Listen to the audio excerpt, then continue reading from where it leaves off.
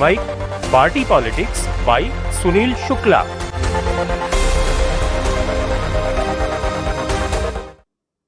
नमस्कार, मैं हूं सुनील शुक्ल। लेट्स माई के पार्टी पॉलिटिक्स कार्यक्रम में आप सभी का स्वागत है। आज हम एक नए विषय के साथ आपके बीच उपस्थित हुए हैं और आज हम चर्चा करेंगे बिहार विधानसभा के चुनाव के बारे में। चुनाव की तिथियां घोषित हो चुकी हैं और चुनाव की तिथियों की घोषणा के साथ ही राज्य में राजनीतिक सरगर्मियां और तेज हो गई हैं। बिहार राज्य में 2 चरणों में विधानसभा के चुनाव कराए जाएंगे। पहले चरण का मतदान 6 नवंबर को होगा और दूसरे चरण का मतदान 11 नवंबर को होगा। पहले चरण में उत्तरी और मध्य बिहार के लगभग 18 जिले में मतदान कराया जाएगा और शेष इलाकों में 11 नवंबर को मतदान होगा।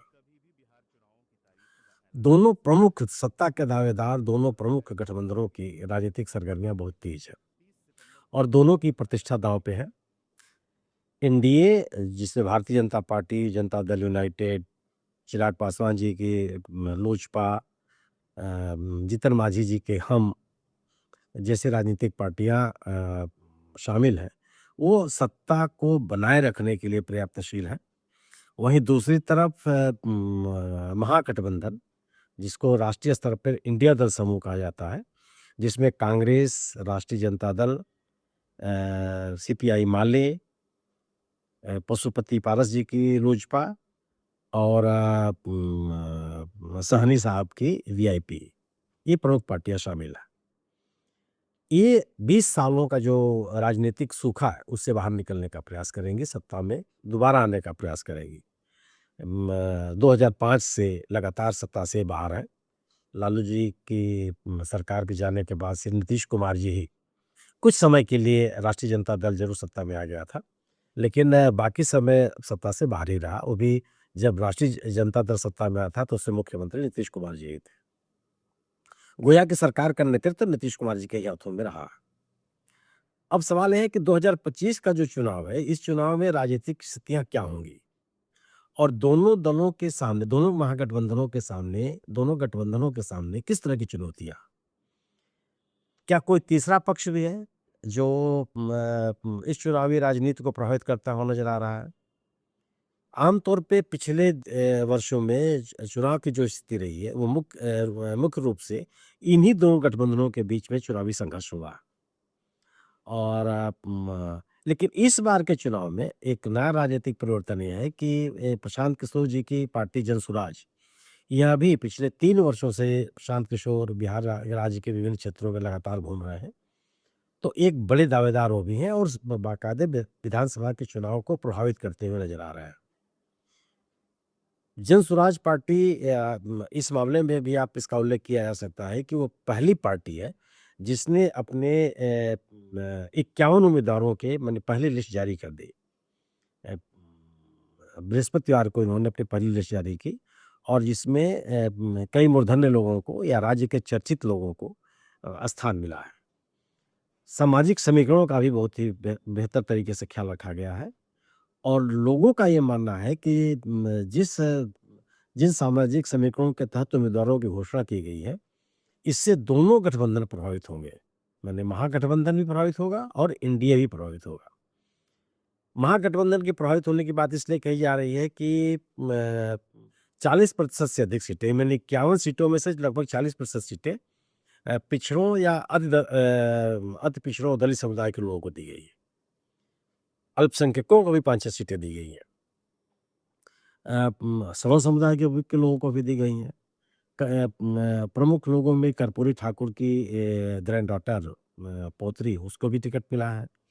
जो नीतीश कुमार जी के बहुत ही प्रमुख सहयोगी रहे हैं, चर्चित प्रशासनिक अधिकारी रहे हैं, राज्यसभा के सदस्य भी रहे हैं, केंद्रीय मंत्री भी रहे हैं, आरसीपी सिंह जी, जो अब जनता दल यूनाइटेड से अलग हैं और जनसुराज में है प्रशांत किशोर के साथ। उनकी बेटी को भी टिकट मिला है। एक अवकाश प्राप्त आईपीएस अफसर हैं, महानिदेशक पद से अवकाश ग्रहण किए हैं, आर के मिश्रा जी, उनको टिकट मिला है। केसी सिन्हा साहब बहुत मशहूर गणितज्ञ हैं, कई किताबें इन्होंने लिखी हैं। देश में उनकी प्रतिष्ठा है, उनको भी चुनाव मैदान में है। मतलब एक बहुत ही सामाजिक समीकरणों और चर्चित लोगों को शामिल करके ये पहली लिस्ट जस स्वराज ने जारी की है। इससे ये लगता है कि आने वाला चुनाव को जन स्वराज पार्टी प्रभावित करेगी। जन स्वराज ने भ्रष्टाचार के मुद्दे को लेकर के राजनीतिक नैतिकता का सवाल उठाकर विकास के मुद्दों को उठा के लालू प्रसाद यादव की सरकार और नीतीश जी की सरकारों के विफलताओं को लेकर मतलब एक मुद्दों पे आधारित राजनीति करने की कोशिश की है और निश्चित रूप से एक वर्ग को प्रभावित किया है। मैंने जो प्रतिबद्ध मतदाता महागठबंधन का नहीं है, एनडीए का नहीं है, अगर वह जन स्वराज पार्टी से प्रभावित होता है, तो इसमें किसी को आश्चर्य नहीं होना चाहिए। अब बात एनडीए की। एनडीए निश्चित रूप से भारतीय जनता पार्टी बिहार में अपने बूते चुनाव लड़ने की स्थिति में नहीं है।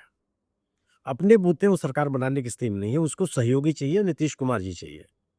ऐसे में नीतीश कुमार जी के 20 साल के एंटी इनकम्बेंसी के बावजूद वह नीतीश कुमार से अलग होने की स्थिति में नहीं है और यही कारण है कि उन्होंने नीतीश कुमार को अपने साथ बनाए रखा। नीतीश कुमार की ताकत से ही भारतीय जनता पार्टी अपनी चुनावी नैया पार लगा सकती है। इसके एक ये भी कारण है कि कोई भारतीय जनता पार्टी के पास कोई इतना बड़ा चेहरा नहीं है, जिसका बिहार राज्य में ही पूरे राज्य के स्तर पे एक पहचान हो, एक फॉलोइंग हो, उसका जन समर्थन हो। ये जो सामाजिक समीकरण है, वो भी बिना नीतीश कुमार के भारतीय जनता पार्टी के अनुकूल नहीं बनते। तो नीतीश कुमार जी एनडीए गठबंधन के लिए नीतीश कुमार सबसे प्रमुख व्यक्ति है। उन्हीं के इर्द-गिर्द इस गठबंधन के चुनावी विफलताएँ या सफलताएँ निर्भर करती है। अब लोगों के मन में सवाल ज़रूर है कि 20 साल तक सत्ता में रहने माने मुख्यमंत्री पद पे रहने के बाद नीतीश कुमार जी की वही विश्वसनीयता बनी हुई है। नीतीश कुमार जी जिस सुशासन बाबू के नाम के लिए जाने जाते हैं, क्या उनकी पहचान बनी हुई है वही? इधर हाल के वर्षों में जो उनके निर्णयों में बार-बार परिवर्तन आया, कभी वो बीजेपी के साथ गए, कभी वो आरजेडी के साथ गए, कभी उन्होंने विपक्ष में गैर भारतीय जनता पार्टियों को एकत्रित करने की कोशिश की 2024 के चुनाव के पहले। फिर वो भारतीय जनता पार्टी के साथ चले गए। भारतीय जनता पार्टी के नेताओं के प्रति उनका एक बहुत ही प्रशंसात्मक रवैया सामने आया। तो जो यह बार-बार उनके राजनीतिक निर्णय बदलते रहे हैं, उससे उनके साख पे सवाल पैदा होता है या नहीं पैदा होता? उनका मतदाता इससे प्रभावित होता है कि नहीं होता? दूसरी चीज़ ये है कि जिन चीज़ों के लिए वो जाने जाते रहे, वो हमेशा कहते रहे हैं कि वो कभी सांप्रदायिकता के साथ समझौता नहीं करेंगे, अपराध के साथ समझौता नहीं करेंगे और भ्रष्टाचार के साथ समझौता नहीं करते थे। ट्रिपल सी कम्युनलिज्म, करप्शन और क्रिमिनल्स ये कहा कि इनके साथ उनका ज़ीरो टॉलरेंस है। लेकिन हाल की जो उनकी राजनीतिक गतिविधियाँ हैं, उस पे सवाल उठे हैं। इसी तरह से इनकी सेहत को लेकर के सवाल उठ रहे हैं बार-बार, कई तरह की चर्चाएँ उनकी होती हैं। सार्वजनिक स्थानों पर जो उनका व्यवहार होता है, उसको लेकर के उस लोग विश्लेषण करते नज़र आते हैं कि वह एक स्वस्थ व्यक्ति का व्यवहार है या शारीरिक स्वास्थ्य उनका कहीं न कहीं प्रभावित है। तो ऐसे कुछ कारण हैं कि मैंने 20 साल की एंटी इनकम्बेंसी, उनका खुद का स्वास्थ्य और उनके बार-बार बदलते रहने वाले राजनीतिक निर्णय, क्या उनके व्यक्तित्व को, उनकी विश्वसनीयता को प्रभावित किए हैं या वही उनकी बनी हुई है? और अगर प्रभावित किए हुए हैं, तो जो उनका मतदाता वर्ग है, अगर उनको छोड़ता है तो कहाँ जाएगा? वह भारतीय जनता पार्टी के साथ बना रहेगा या किसी अन्य गठबंधन या राजनीतिक दल की तलाश करेगा वो? लोगों का ये मानना है कि जिस तरह के समर्थक वर्ग को नीतीश कुमार जी ने तैयार किया है, वह कम से कम हिंदुत्व की राजनीति से और या सांप्रदायिकता की राजनीति से या सांप्रदायिकता के आधार पर ध्रुवीकरण की राजनीति से प्रभावित होता हुआ दिखाई नहीं पड़ता। यह एक आम धारणा है। वह अपनी मौजूदगी में अपने साथ तो वो जहाँ रहेंगे वहाँ उनका मतदाता चला जाता है, लेकिन उनकी गैर मौजूदगी में जाएगा इसमें संशय है लोगों को, क्योंकि उन लोगों का मानना यह है कि जो सांप्रदायिकता की राजनीति करने वाले लोग हैं, वह नीतीश कुमार के साथ अपने एजेंडे को लागू नहीं कर पाते। नीतीश कुमार जी अपनी मौजूदगी में कभी भी किसी भी सांप्रदायिक एजेंडे को लागू नहीं होने दिया, ये बात कही जाती रही है। तो अब ये बड़ी चुनौती है एनडीए के सामने कि क्या वह नीतीश कुमार जी की विश्वसनीयता को बनाए रख पाएगी। नीतीश कुमार जी का जो जन समर्थन है वो अपने साथ कायम रख पाएगी और महागठबंधन को मिलने वाला जो जन समर्थन है वो बरकरार रहेगा या एंटी इनकम्बेंसी के नाते उसमें असर पड़ेगा। एक सवाल ये भी है कि क्या एनडीए के जो सहयोगी दल हैं उसमें किसी तरह का कोई संघर्ष नहीं है? किसी सबके मन में किसी भी तरह से चुनाव जीतने की स्थिति है या राजनीतिक हितों को लेके कोई टकराहट भी है? तो जो बातें सामने आ रही हैं उससे लगता है कि एनडीए के बीच भीतर भी सीटों के बंटवारों को लेकर के एक संघर्ष है। चिराग पासवान जी के बारे में कहा जा रहा है कि वह 40 सीटों की मांग कर रहे हैं। अभी उनके पास लोकसभा की संभवतः 5 सीटें हैं। लोकसभा के वो जिन सीटों पर वो जीते हैं, उन पे कम से कम 2 से 3 सीटें वो चाहते हैं और अपने प्रभाव के कई इलाकों में उनका मानना है कि उनको ऐसी सीटें भी दी जाए, जो उनके सरल समर्थकों के अनुकूल हो। वह एक दबाव की बात कही जा रही है। लेकिन मेरा अपना मानना है कि दबाव से वो कितना हासिल कर पाएँगे वो ये तो वहाँ की राजनीतिक स्थितियाँ तय करेंगी। लेकिन किसी कारण से वो एनडीए से अलग हो जाएँगे ऐसा मैं नहीं मानता। क्योंकि उनका राजनीतिक वो अपना राजनीतिक भविष्य एनडीए के साथ देखते हैं। वो विद्रोह करके केंद्र सरकार से अलग हो जाएँ और अपने आप को बिहार की राजनीति तक सीमित कर लें, वो मुझे दिखाई नहीं पड़ता क्योंकि सत्ता में रहेंगे तो उनको अपना संगठन बढ़ाने में सुविधा भी रहेगी। इसी तरह से जीतन मांझी जी की पार्टी है हम। जीतन मांझी जी भी कम से कम 10 सीटों की माँग कर रहे हैं, उससे ज़्यादा सीटों की माँग कर रहे हैं वो, कि उनको इतने उनका उनका तर्क है कि उनको इतनी सीटें मिल जाएँ जिससे इतना मत प्रतिशत उनको हासिल हो जाए कि उनकी पार्टी को क्षेत्रीय दल के रूप में मान्यता मिल जाए। उनका ये तर्क है। लेकिन वो उनका बयान भी सामने आया है कि अगर उनको सीटें नहीं भी मिलेंगी तो भले उनको सीटें ना मिलने पर चुनाव ना लड़ें, लेकिन वो महागठबंधन से एनडीए गठबंधन से अलग नहीं होंगे। ये उनका भी बयान है। तो आंतरिक संघर्ष ज़रूर है, लेकिन कोई विद्रोह की स्थिति बनेगी ऐसा मुझे नहीं लगता। अब आप बात करते हैं महागठबंधन की। निश्चित रूप से तेजस्वी यादव उस महागठबंधन के मजबूत चेहरा है। अ, निश्चित रूप से तेजस्वी यादव उस महागठबंधन के चेहरा हैं। उन्हीं के नेतृत्व में चुनाव लड़ा जाएगा और आरजेडी, कांग्रेस और माले इन तीनों राजनीतिक दलों ने अपने राजनीतिक अभियानों को पिछले कई महीनों से लगातार जारी रखा है। साथ-साथ उन्होंने पदयात्राएँ निकाली हैं एसआईआर के मुद्दे को लेकर के जिसमें नाम मतदाता सूची के अद्यतन किए जाने या शुद्ध किए जाने की बात की जा रही थी। बड़े पैमाने पर लोगों का नाम काटे जाने की बात कही जा रही थी। तो तीनों प्रमुख दलों के प्रमुख नेताओं राहुल गांधी, तेजस्वी यादव और दीपंकर भट्टाचार्य जी, इन्होंने मिल कर के पदयात्राएँ की और लगभग राज्य के सभी इलाकों में गए। बड़ी-बड़ी सभाएँ की, लोगों के बीच में संवाद कायम किया, छोटी-छोटी सभाएँ की और एक अपने अभियान को जारी रखा। इस पदयात्रा के समाप्त होने के बाद एक बड़ी रैली हुई पटना में, उसमें बड़े लोग संख्या में लोगों ने शिरकत किया और एक अनुशासित उस आयोजन को कहा कहा भी जा सकता है। इस पदयात्रा के समापन के बाद तेजस्वी यादव अपनी पदयात्रा पर निकले और अपने एजेंडे को उन्होंने बरकरार रखा, विमर्श को बरकरार रखा। कांग्रेस के नेताओं ने चाहे कन्हैया कुमार हों या पप्पू यादव हों या राजेश राम जी हों पर जो प्रदेश अध्यक्ष हैं, इन लोगों ने भी लोगों के बीच में अपनी उपस्थिति बनाए रखी अलग-अलग राजनीतिक कार्यक्रमों के माध्यम से। माले के लोग दीपंकर भट्टाचार्य लगातार सड़कों पे हैं।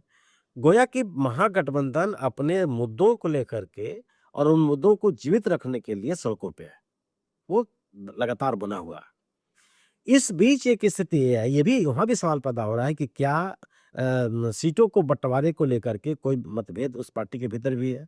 ये बातें कही गई कि कांग्रेस ज़्यादा सीटें चाहती है, आरजेडी अपनी अपनी बढ़त बनाए रखना चाहती है, माले भी पिछले चुनाव की तुलना में ज़्यादा सीट चाहती है। मैं साहनी साहब के वीआईपी भी पिछले चुनाव की तुलना में ज़्यादा सीट चाहती है, वो भी अपना दबाव बनाए हुए है। पशुपति पारस जो लोजपा के दूसरे ब खंड का नेतृत्व करते हैं वो भी चाहते हैं। तो वहाँ भी दबाव है, इससे कोई इनकार नहीं कर सकता। लेकिन एक एक सहमति है उनमें कि चुनाव जीतना है, अपनी एकता को बनाए रखना है। इन मुद्दों पे किसी तरह के बिखराव की स्थिति नहीं पैदा होनी चाहिए। बिखराव के स्थिति में सबका नुकसान है। ये उनकी एक अपनी समझ है। तो आंतरिक संघर्ष होने के बावजूद, अधिकाधिक सीटें पाने के बावजूद एक मेरा मानना यह है कि वहाँ भी अलगाव या अलग-अलग हो जाने की स्थिति नहीं बनेगी। कभी-कभी सहनी साहब को लेकर के लोगों के मन में एक तरह की चिंता होती है, लेकिन अभी तक उन्होंने इस तरह कोई संकेत नहीं दिया कि वो महागठबंधन से अलग हो सकते हैं। उनका एनडीए के साथ रहने का अनुभव बहुत अच्छा नहीं रहा है। तो ये इस आधार पे भी लोगों का विश्वास है कि वो सीटें तो ज़्यादा चाहेंगे, लेकिन सीटें कम मिलने पर वो महागठबंधन से अलग हो जाएँगे, इसकी संभावना दिखाई पड़ती नहीं है। अब एक एक बड़ा मुद्दा यह है कि जो सत्तारूढ़ गठबंधन है एनडीए, इसने मतदाताओं को अपनी तरफ आकर्षित करने के लिए कई तरह की आर्थिक घोषणाएँ की, जिसमें मतलब लगभग 75 लाख महिलाओं को 10-10 हज़ार रुपए बाकायदे ट्रांसफ़र कर दिए गए उनके खाते में। इसी तरह से आंगनवाड़ी कार्यकर्ताओं, जीविका बहनों, बेरोज़गार युवकों, अन्य तमाम लोगों को कि जो उनके मानदेय थे उनको बढ़ाया गया। वृद्धावस्था पेंशन की राशि बढ़ाई गई। मतलब लोगों के पास एक नगद पैसे, नगद रुपए पहुँचाने का बाकायदे ऐलान किया गया, उसको पहुँचा दिया गया। सरकार के का ये नीतिगत फैसला था, उनको मिला। तो एक स्थिति बनने लगी कि इस तरह के आर्थिक लाभ मिलने के कारण क्या जो भारतीय जनता पार्टी के या एनडीए या नीतीश कुमार जी की सरकार से असंतुष्ट लोग हैं, वो अभी भी उनके साथ बने रहेंगे इस लालच में या उनमें बदलाव आएगा। निश्चित रूप से मेरा भी मानना ये है कि जब आर्थिक रूप से कमज़ोर लोगों को जब नगद पैसा मिलता है और तो उसका असर पड़ता है और बिहार राज्य में मेरी अपनी समझ है कि 35-36% लोग ऐसे हैं जिनकी आमदनी 10,000 रुपए से कम है। 34% लोग तो ऐसे हैं जिनकी आर्थिक आमदनी 6,000 रुपए से कम है। उनको अगर उस परिवार को 10,000 रुपए एक साथ मिले, तो निश्चित रूप से ये तो जिस समय चुनाव हो रहा है वो त्योहार का भी सीज़न है बिहार में, छठ का उत्सव आने वाला 28 अक्टूबर को एक बड़ा आयोजन होता है। तो वो असर डालता है। जब पेंशन वृद्धावस्था पेंशन की राशि बढ़ेगी, वो भी लोगों को प्रभावित करता है। तो यह हर राज्य के चुनाव में इसका असर रहा है और काफ़ी हद तक इसका असर दिखाई भी पड़ा है। तो एक बड़ा सवाल था महागठबंधन के लिए कि वह एंटी इनकम्बेंसी के वोटरों को अपने साथ कैसे बनाए रखे, किस तरीके से बनाए रखे। इसमें तेजस्वी यादव ने कल ही उन्होंने बड़ा एक नीतिगत फैसला ऐलान किया, घोषणा की, चुनावी घोषणा के तहत कि वह बिहार राज्य के प्रत्येक परिवार को जिसमें कोई सरकारी कर्मचारी नहीं है, उसको सरकारी सेवा में रखा जाएगा। यह बिहार राज्य के लोगों के लिए एक बड़ी घोषणा है। अभी तक जो सरकार का ही आंकड़ा है कि केवल 2.5% ऐसे लोग हैं, परिवार ऐसे हैं, जिनके घरों में लोग सरकारी नौकरियों में हैं। तो अब एक बड़ा हिस्सा इससे प्रभावित होगा कि और सरकारी नौकरी का मतलब कि एक बार का पैसा नहीं है। अगर आप एक बार सरकारी नौकरी में आ गए, तो कम से कम 58 साल, 60 साल के लिए आप सुरक्षित हैं। एक निश्चित धनराशि आपको मिलेगी। एक निश्चित समय में एक गुणवत्तापूर्ण आप कह सकते हैं क्वालिटी टाइमिंग होगी में एम्प्लॉयमेंट की। नौकरी के बाद भी एक तरह का सामाजिक सुरक्षा है, चाहे वो आपको पेंशन के रूप में मिले, चाहे जो नई पेंशन योजना है उसका लाभ मिले। माने गोया कि एक निरंतर आर्थिक लाभ का एक माध्यम बनता है वो। और बिहार राज्य में तो सरकारी नौकरी को लेकर के लोगों के मन में आकर्षण भी होता है। और जो तमाम ऐसे राज्य हैं, बिहार को ही नहीं नहीं कह सकते हैं आप, तमाम ऐसे राज्य हैं जो आर्थिक रूप से पिछड़े हैं और जिनका औद्योगिक विकास बहुत नहीं है, वहाँ सरकारी नौकरी को लेकर के आग्रह है लोगों के मन में। छोटे-छोटे जोत होने के नाते कृषि पर भी वो उतनी ज़्यादा निर्भरता नहीं होती। तो एक बड़ा चुनावी घोषणा तेजस्वी यादव ने की है, जिसको इंडिया दल समूह का समर्थन प्राप्त है। तो ये जो सत्तारूढ़ दल एनडीए ने यह घोषणा की, जो आर्थिक सहायता उन्होंने पहुँचाई है, उसके काट के रूप में इस घोषणा को माना जा रहा है कि एक तरह की एक विपक्ष के रूप में एक तरह की आर्थिक सहायता ये है और एक लगातार दिया जाने वाला आर्थिक सहायता है। अब लोग ये सवाल पैदा कर रहे हैं तेजस्वी यादव की घोषणा के बाद कि आखिर इसके लिए पैसा कहाँ से आएगा? तो यह भी सवाल पूछा जाना चाहिए कि जो आर्थिक सहायता की घोषणा नीतीश सरकार ने की है, उसका पैसा कहाँ से आएगा?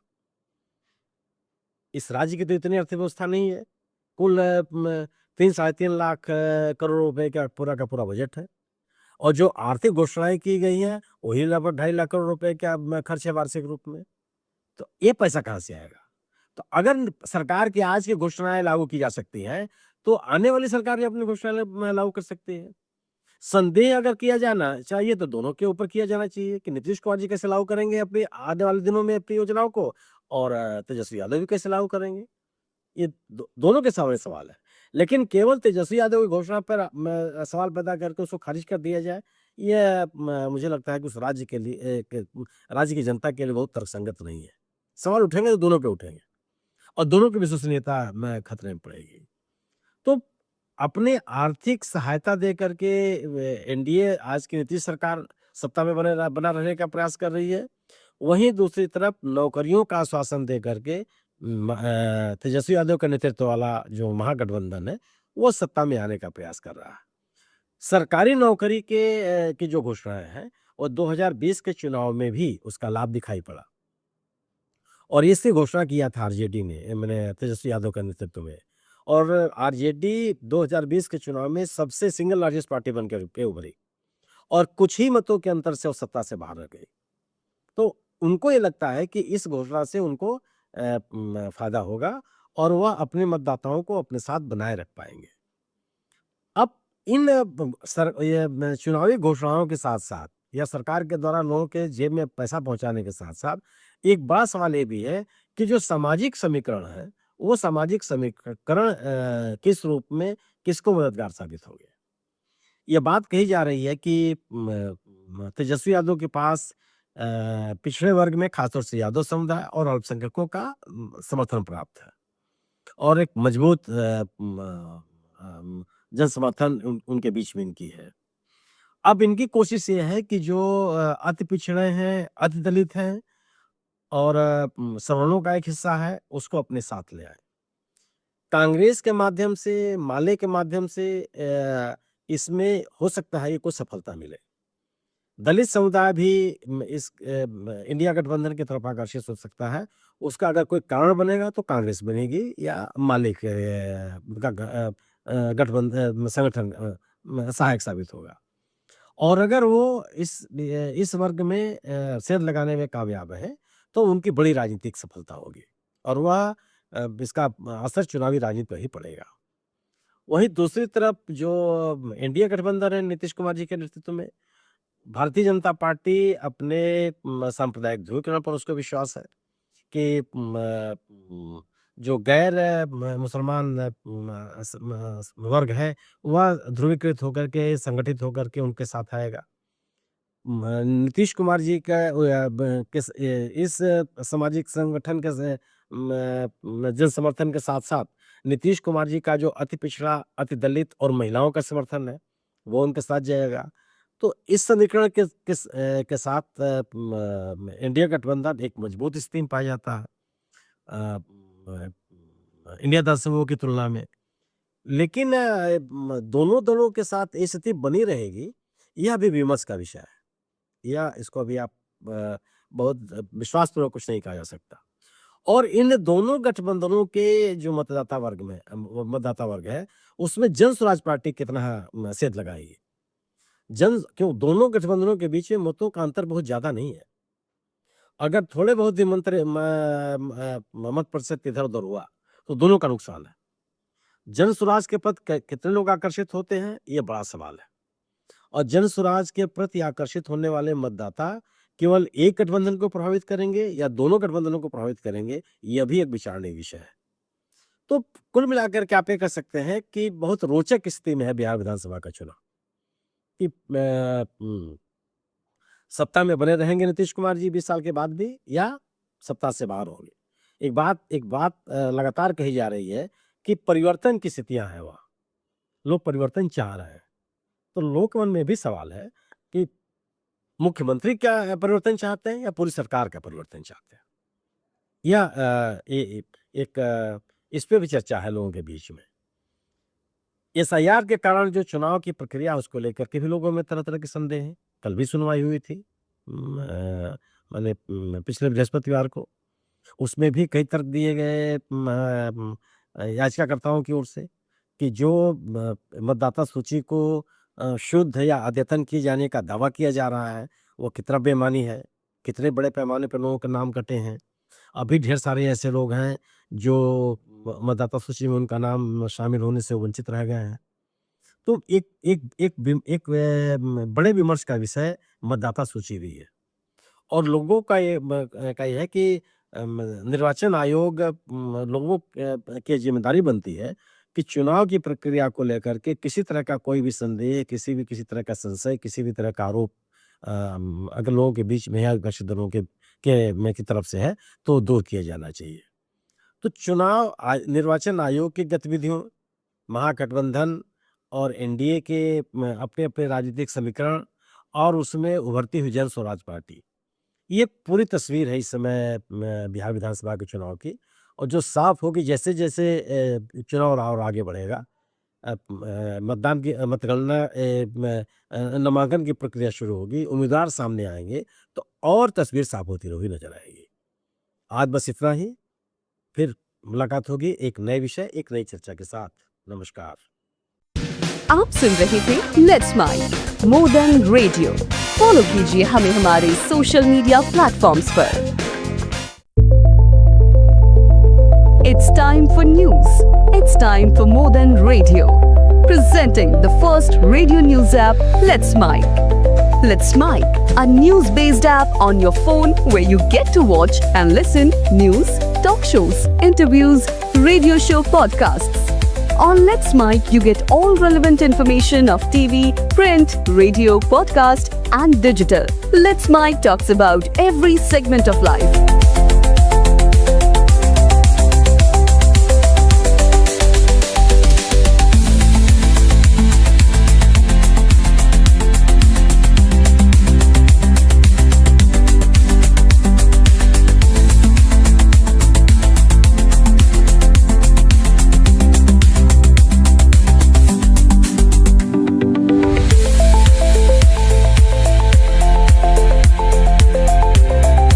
Download the app now from Play Store. Available both on Android and iOS mobile phones.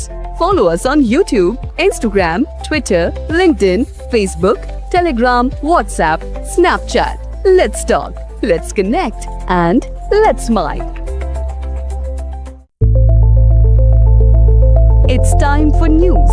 It's time for more than radio. Presenting the first radio news app, Let's Mic. Let's Mic, a news-based app on your phone where you get to watch and listen news, talk shows, interviews, radio show podcasts. On Let's Mic, you get all relevant information of TV, print, radio, podcast, and digital. Let's Mic talks about every segment of life.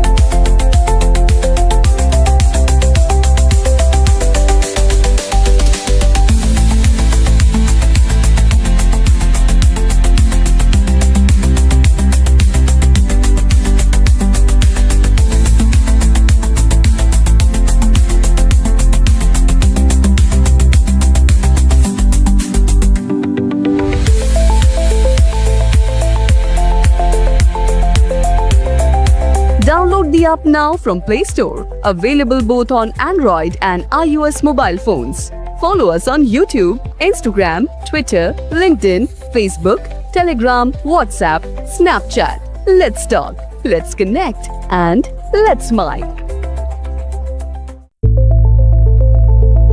It's time for news. It's time for more than radio.